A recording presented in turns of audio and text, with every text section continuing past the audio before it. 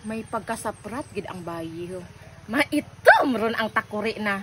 Way na dara sa para kaginos-nosan ka baras. Di, naabot na ng parcel halin sa Zulele. Ihaboy ka to diyang daan nga takuri di ha. Pay papurma ha sa Facebook. Baw, papuok-puok gid daw magawa doon aripot yan pay ang mga kaldero kag takuri. Gairitom lang ang agi da.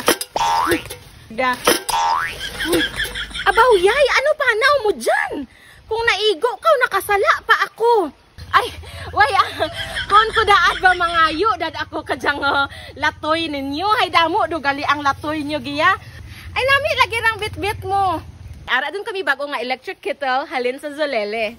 Amo dya ang Zulele HK151 electric water kettle. Large capacity hay kaigo ang 1.7 liters. Stainless steel sa sulod and it has double layer anti-scald design. And it has professional temperature controller to ensure that water is fully boiled. Ay, huod pretty ka nami dya. Basi mapabakal ka duman sa bata mo. Yad nami no. Labay akon, hindi dati mo magamit ka dya.